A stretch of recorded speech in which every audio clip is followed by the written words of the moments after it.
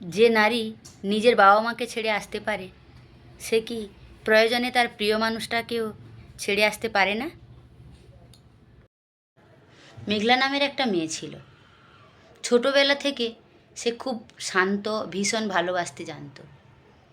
একদিন সে নিজের সবচেয়ে প্রিয় জায়গা, নিজের বাবা মা, নিজের বাড়ি সব ছেড়ে একটা নতুন জীবনে পা রাখল, শুধু একজন মানুষকে ভালোবেসে। সে ভেবেছিল এই মানুষটাই হবে আমার পুরো পৃথিবী।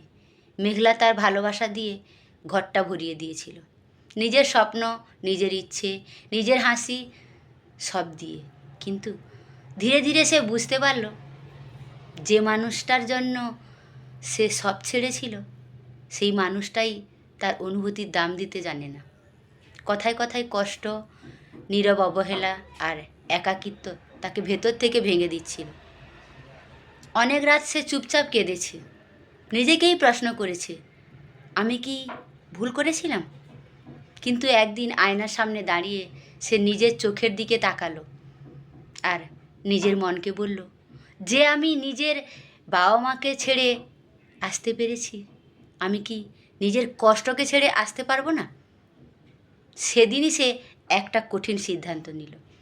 চুপচাপ, কোনো অভিযোগ ছাড়াই সে সেই মানুষটার জীবন থেকে সরে এলো।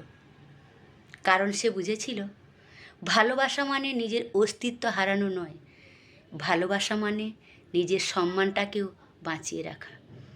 আজ মেঘলা একা, কিন্তু ভাঙা না, বরং আগের চেয়ে অনেক বেশি শক্ত। কারণ সে জানে, যে নারী ভালোবাসতে জানে, সে প্রয়োজনে ছেড়ে আসতেও জানে।